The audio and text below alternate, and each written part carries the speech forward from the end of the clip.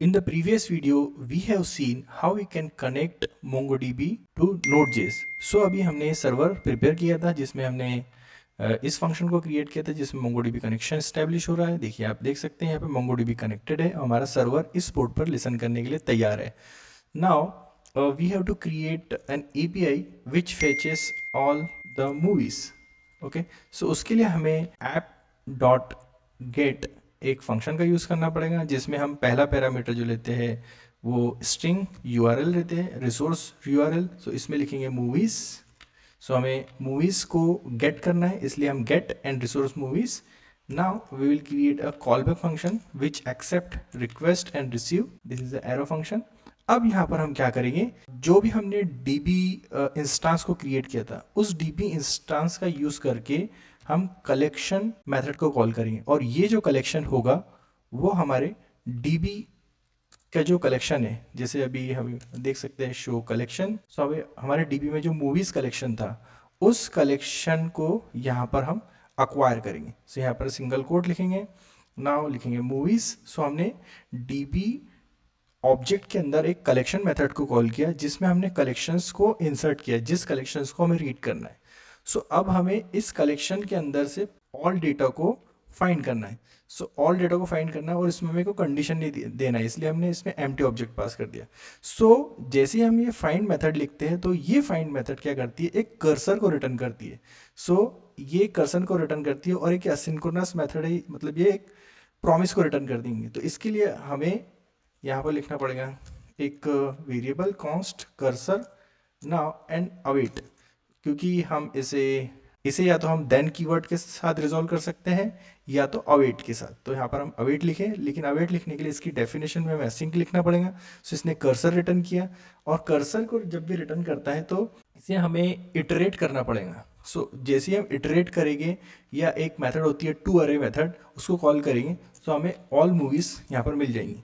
और ये जो मेथड होती है ये भी एक प्रॉमिस को रिटर्न करती है, इसलिए हमें यहाँ पर कर्सर डॉट टू अरे एक मेथड लिखना पड़ेगी। देखिए हमने ये मेथड लिखा।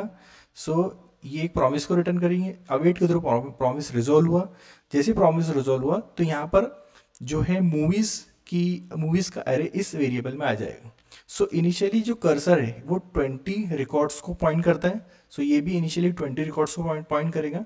सो इसको हमें क्लाइंट को रिस्पॉन्स देना है इसलिए हम यहाँ पर लिखेंगे response dot status 200 then JSON and यहाँ पर हम डायरेक्टली मूवीज़ को पास कर देंगे। तो एरे ऑफ मूवीज़ रिटर्न हो जाएगा। लेकिन इस कोड को एरर प्रूफ बनाने के लिए हम यहाँ पर ट्राई एंड कैच ब्लॉक को लिख देते हैं जिसमें हम एरर को हैंडल कर लेंगे।